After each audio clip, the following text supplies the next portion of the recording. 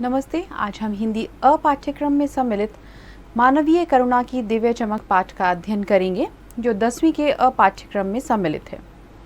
आइए जानते हैं पाठ के विषय में।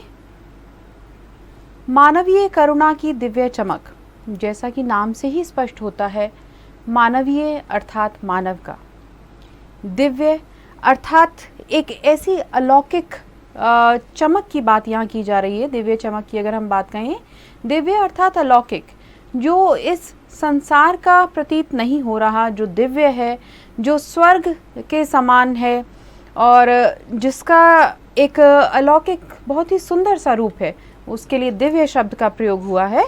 मानवीय करुणा, अब करुणा की अगर हम बात करें तो करुणा एक भाव है, और वो भाव जो दया का भाव उत्पन्न करता है। किसी के दुख को देखकर जब हमारे मन में उसके दुख को दूर करने की इच्छा जागृत होती है, तो वो करुणा भाव है।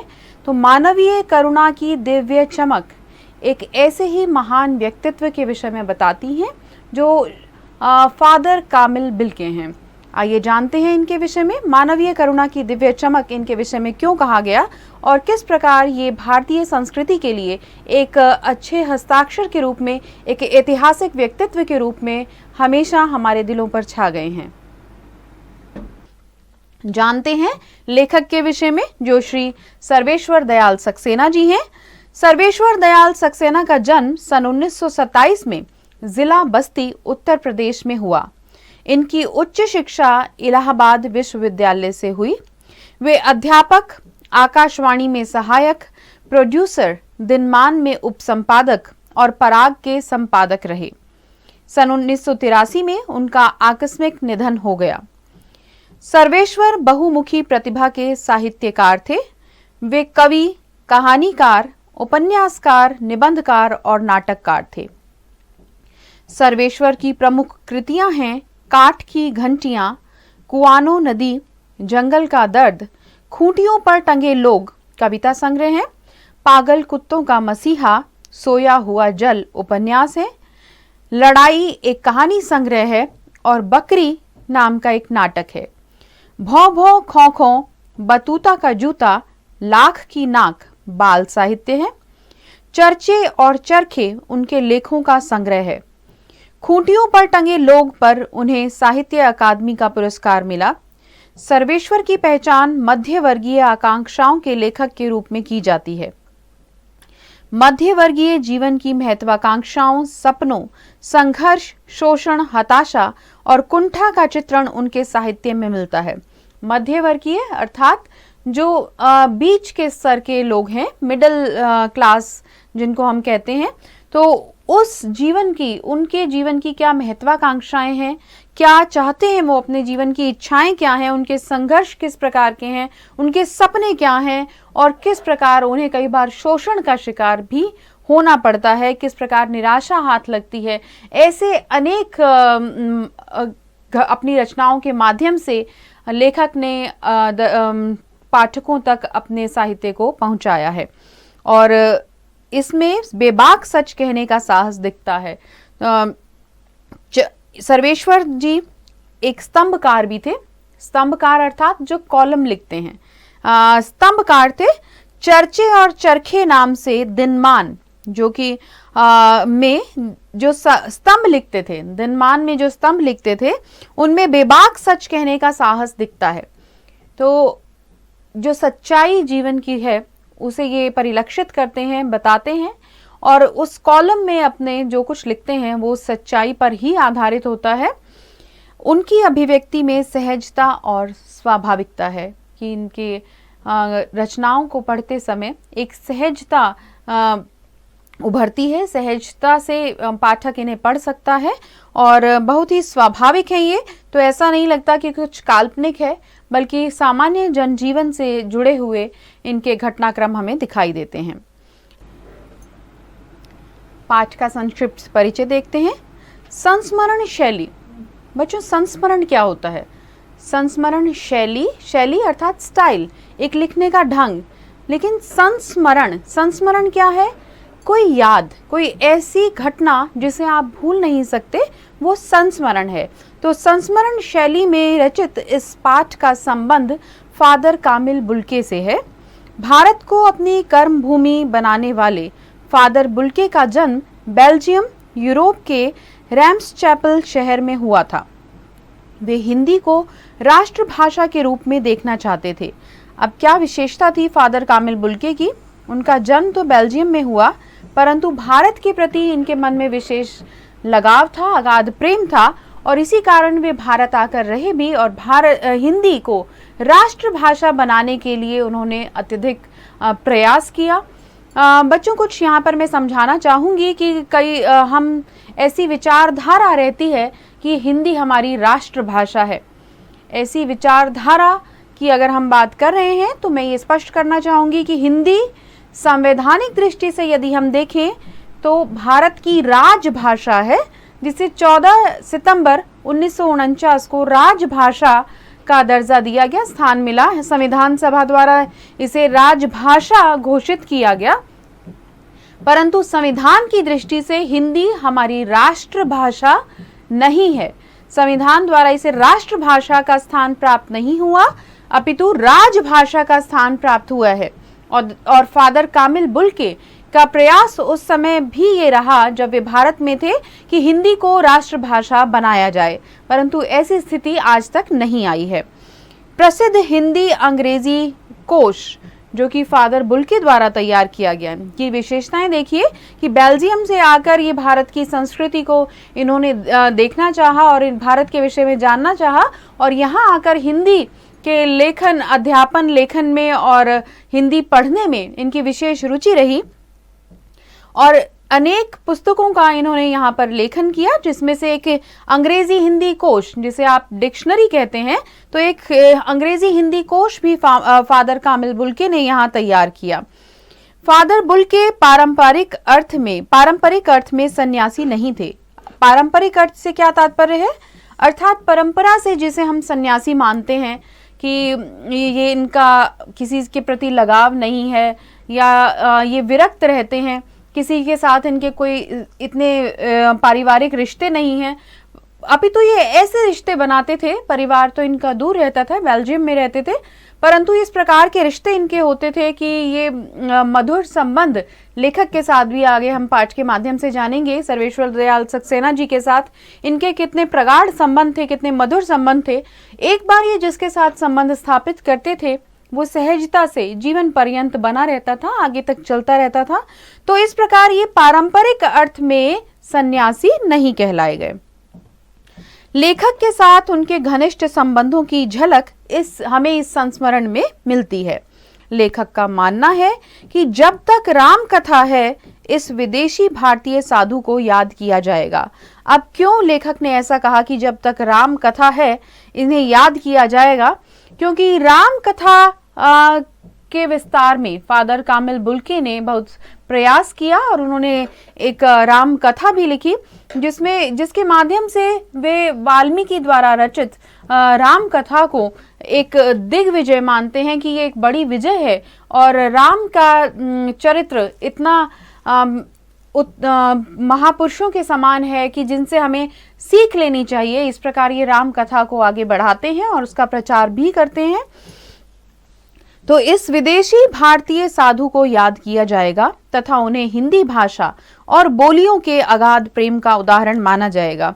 ऐसे बहुत कम व्यक्ति होते हैं जो दूसरे देश से आकर हमारे देश की सभ्यता, संस्कृति को अपनाते हैं और उनके प्रति इतना अगाध प्रेम, यही उनके जीवन का एक उद्देश्य था, जिसके माध्यम से हमें प्रेरणा मिलती है और अपने देश के प्रति हमारे मन में जो सभ्यता, संस्कृति और भाषाओं के प्रति जो प्रेम है वो दूसरों के मन में भी, जैसे फादर कामिल बुल्के के मन में भी देखकर हमारी श्रद्धा उनके प्रति भी अत्यधिक उभर कर आती है और हम नतमस्तक होते हैं ऐसे लोगों के प्रति जिनके मन में ऐसे भाव हमारी भाषा और हमारे देश के लिए हैं। आइए पाठ का सार जानते हैं।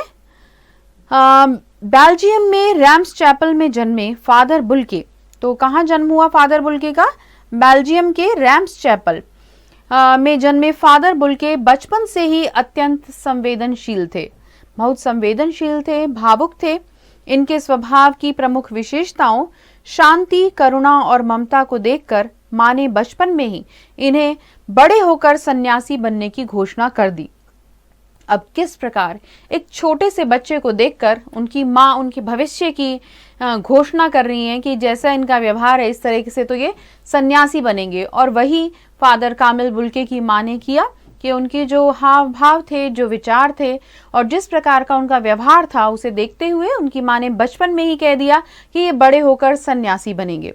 इनके परिवार में एक इनके पिता और इसके अतिरिक्त एक बड़े भाई जो कि पादरी के रूप में कार्य करते थे, और दूसरे भाई पिता के साथ कार्य करते थे। इस प्रकार इनके परिवार के सदस्य थे। एक बहन भी थी जो कि बहुत जिद्दी स्वभाव की थी, और इनकी माँ जिनसे ये अगाध प्रेम करते थे।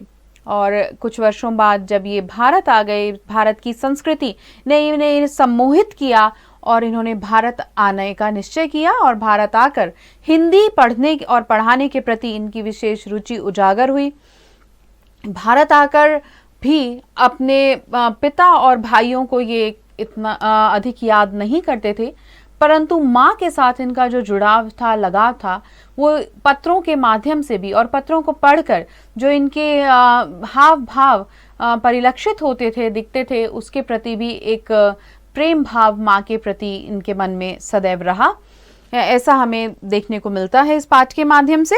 तो इनके स्वभाव की प्रमुख विशेषताओं शांति, करुणा और ममता को देखकर माँ ने बचपन में ही इनके बड़े होकर सन्यासी बनने की घोषणा कर दी थी। और सचमुच इंजीनियरिंग के अंतिम वर्ष में, जहां बच्चे सोचते हैं कि अब हमने इंजीनियरिंग कर ली और आगे हम इंजीनियर बनकर काम करेंगे, और फादर कामिल बुल्के ने उस समय पादरी बनने की इच्छा जाहिर की, और इस प्रकार उन्होंने पादरी, जिसे प्रीस्ट कहते हैं, तो उस प्रकार इन्होंने दीक्षा ले ली। तो सचमुच इंजीनियरिंग की अंतिम वर्ष की पढ़ाई को छोड़कर पादरी बनने की उन्होंने विधिवत शिक्षा ली, कि इंजीनियरिंग की पढ़ाई छोड़ दी और पादरी बनने के लिए भी एक विशेष प्रकार की शिक्षा दी जाती है, उससे संबंधित जो पढ़ाई होती है उन्होंने वो आरंभ कर दी। और भारतीय संस्कृति की प्रमुख विशेषता संवेदनशीलता को देखते हुए उन्होंने भारत आने की शर्त भी रखी और भारत आ गए। और इस प्रकार अपनी प्रमुख विशेषता जो संवेदनशीलता, संवेदनाएं उनके मन में थी, वो भारत के प्रति उजागर हुई और भारतीय संस्कृति को जानने, सीखने, समझने और उसमें समय बिताने की इच्छा फादर कामिल बुल्के को हुई, और इसी कारण से वे भारत आए। फादर के पिता व्यवसायी थे, व्यवसाय करते थे, बिजनेस करते थे, और एक भाई पादरी और एक परिवार के साथ रहकर अपना काम करने वाला था। तो एक परिवार के साथ रहकर काम करने वाला था भाई, और दूसरा भाई पादरी था। तो दो भाई थे। पिता और भाइयों से उनका विशेष लगाव नहीं था, जैसा कि हमने पहले भी बताया, पिता और भाई के साथ उनका विशेष लगाव नहीं था। भारत आने के बाद भी उनका अपने पिता और भाइयों के प्रति वो प्रेम भाव अधिक परिलक्षित नहीं होता, जबकि माँ के साथ उनका जुड़ाव हम देखते हैं। हाँ, बहुत दिनों तक विवाह न कर चिंता पैदा करने वाली और बाद में विवाह करने वाली एक जिद्दी और सख्त मिजाज बहन भी थी। माँ की उन्हें बहुत याद आती थी। उनके पत्रों को वे अपने मित्र रघुवंश को दिखाते रहते थे।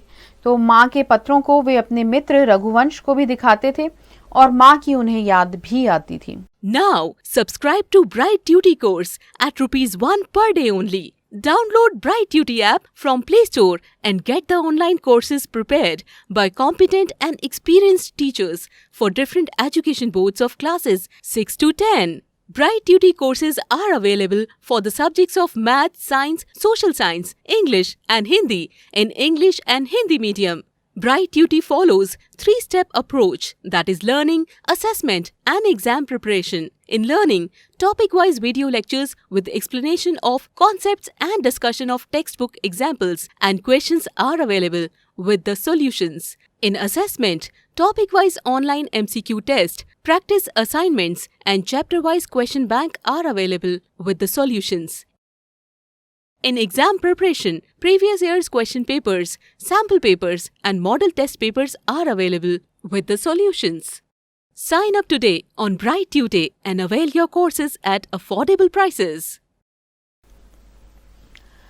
भारत आने पर जेसुइट संघ में 2 साल तक फादर बुल्के ने पादरियों के बीच धर्माचार की शिक्षा प्राप्त की।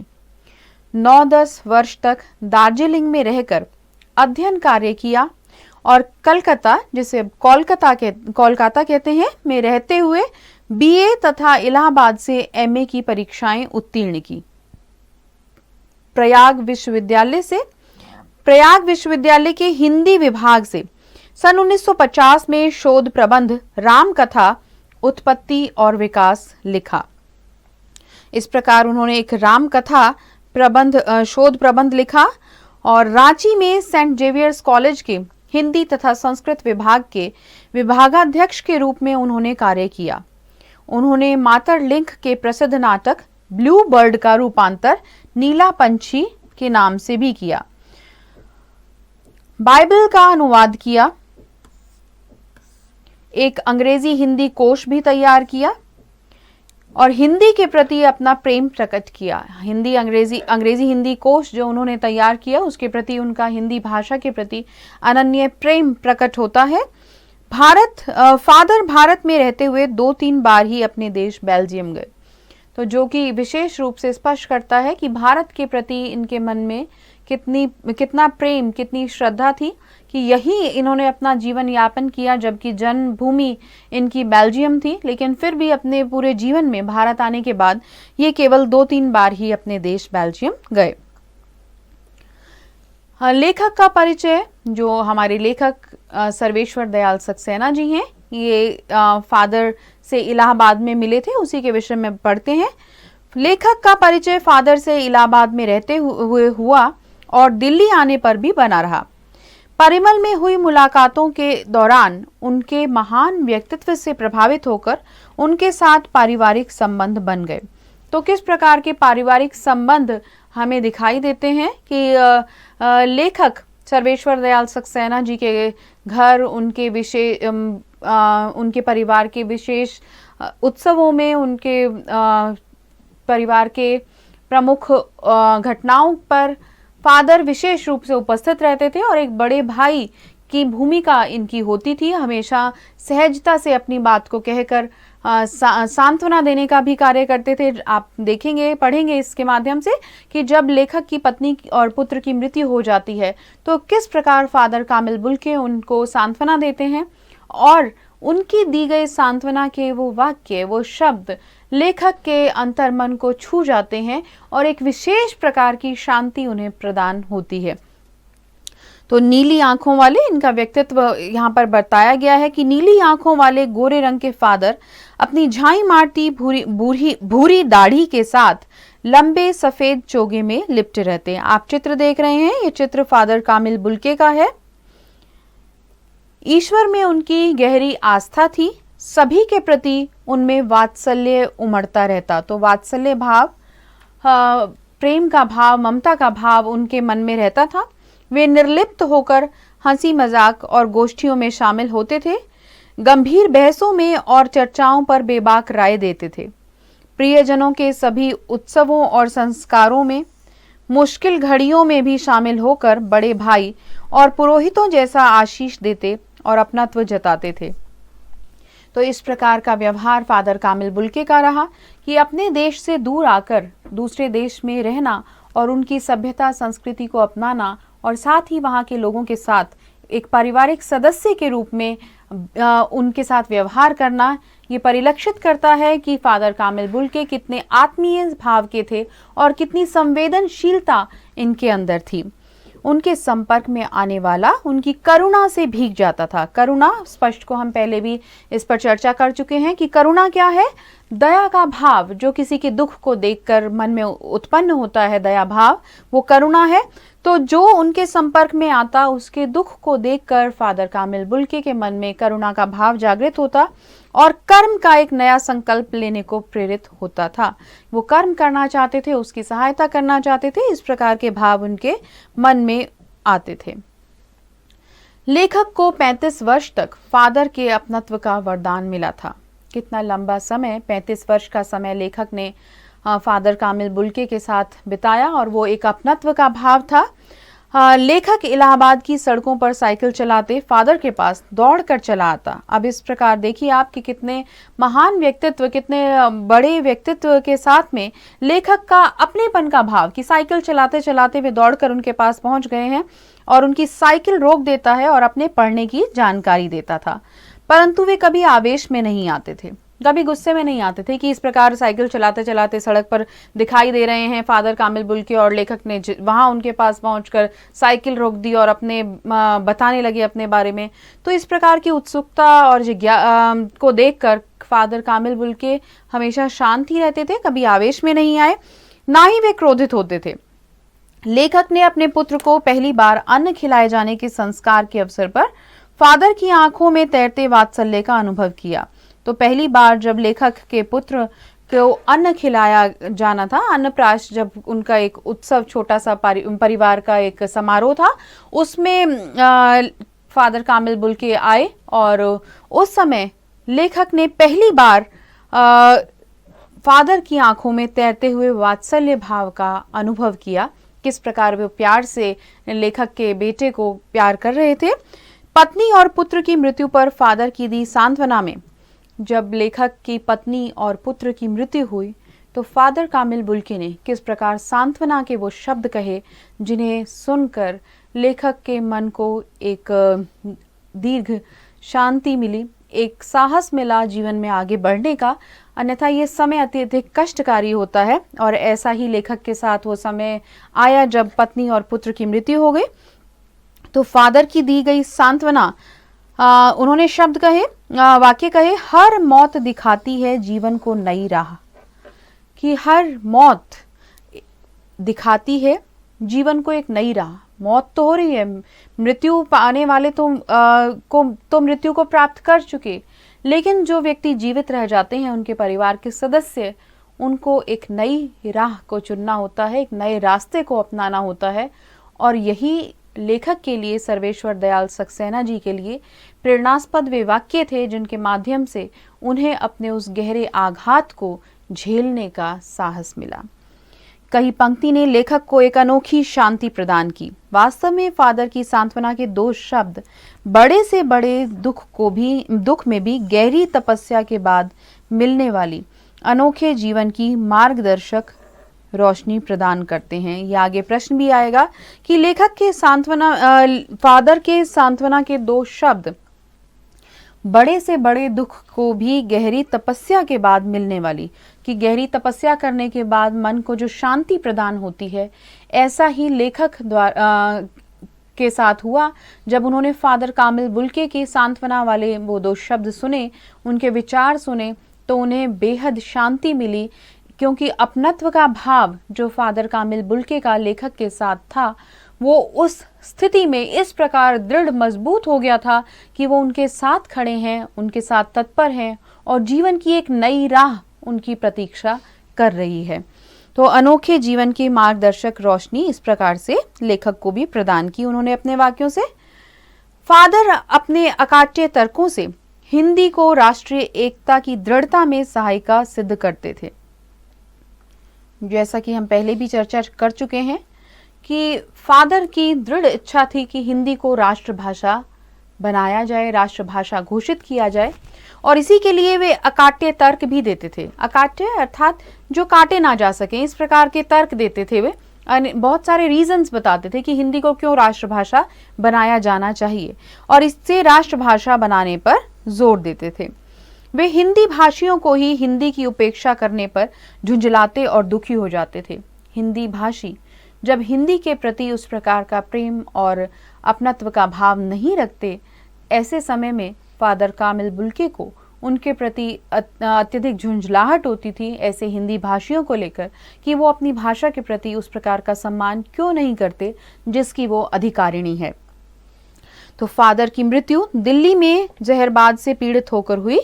जहरबाद एक गैंग्रीन कहते हैं इसे, जिसमें एक फोड़ा हो जाता है, जिसमें जहर फैलता है शरीर में उस स्थान पर, और एक प्रकार का फोड़ा है जो ठीक नहीं हो पाया और जिसके कारण ही फादर कामिल बुल्के की मृत्यु हो गई।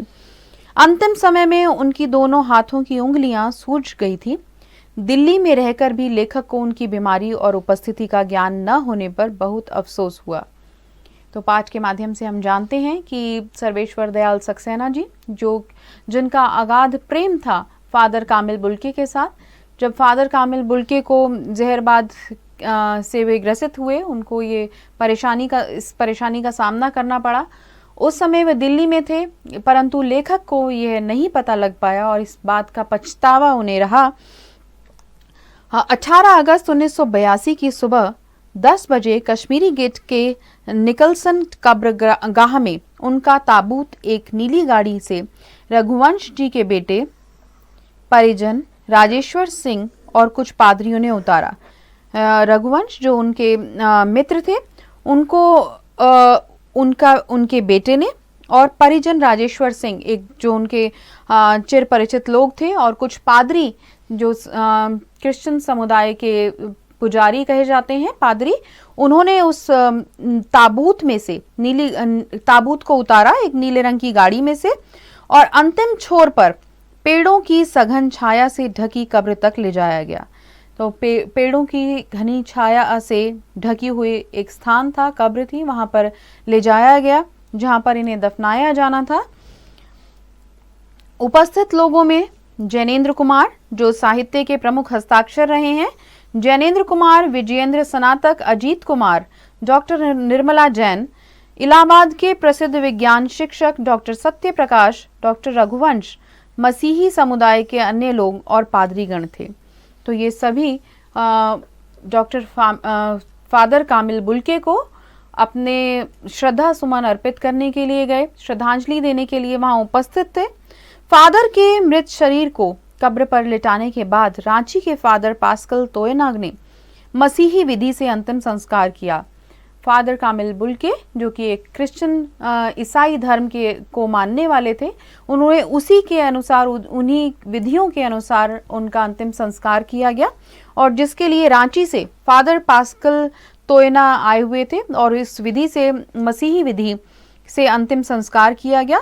फिर फादर बुल्के धरती में जा रहे हैं, यानी कि धरती से जन्म हुआ, पंच तत्वों से मिलकर हमारा शरीर बना, और उसी धरती में जब उन्हें वापस धरती की ओर जा रहे हैं वे, तो इस धरती से ऐसे रत्न और पैदा हुए, ऐसी पंक्ति कहकर उन्हें श्रद्धांजलि अर्पित की गई कि जिस धरती में फादर कामिल बुल्के जा रहे हैं वापस, उस धरती से इसी प्रकार के और अन्य रत्न पैदा हों, उसी प्रकार के और व्यक्तित्व हमारे देश में जन्म लें, ऐसी कामना उस समय की गई। जीवन और कर्मों के प्रति अपनी श्रद्धांजलि अर्पित की।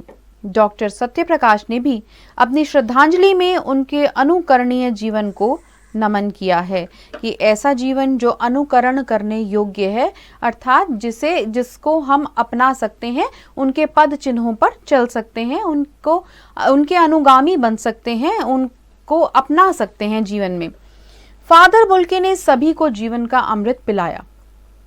फिर भी ईश्वर ने जो उनके साथ घटित किया, अर्थात जहरबाद की जिस बीमारी से वे ग्रसित होकर उनकी मृत्यु हुई, उस बात को लेखक नहीं समझ पाते कि जीवन में सदैव मन में करुणा भाव लिए हुए, सदैव दूसरों की सहायता करने वाले ऐसे व्यक्तित्व, जिन्होंने अपना समस्त जीवन दूसरों की भलाई के लिए अर्पित कर दिया, ऐसे महान व्यक्तित्व को इस प्रकार की बीमारी क्यों हो सकती है, ऐसा रोग ईश्वर ने उन्हें क्यों दिया, इस बात की उन्हें हमेशा एक प्रश्न चिन्ह उनके दिमाग में रहता था इस बात को लेकर, और वे यही ईश्वर के इस विधान को समझ नहीं पाए कि उनके साथ ऐसा क्यों हुआ। तो फादर बुल्के ने सभी को जीवन का अमृत पिलाया, फिर भी ईश्वर ने उनके लिए जहरबाद जैसी बीमारी का विधान क्यों दिया, लेखक समझ नहीं पाया। उसे यह अन्यायपूर्ण लगा, क्योंकि हम अक्सर कहते हैं कि जैसा हम जीवन में कर्म करते हैं उसी प्रकार हमें फल प्राप्त होता है, परंतु लेखक कहते हैं कि फादर कामिल बुल्के ने तो अपना पूरा जीवन लोगों के सेवा भाव में और प्रेम करने के लिए बिता दिया, सभ्यता संस्कृति को समझने और उसे बांटने सिखाने में अपना जीवन अर्पित कर दिया। उनके साथ ऐसी दुर्घटना क्यों हुई?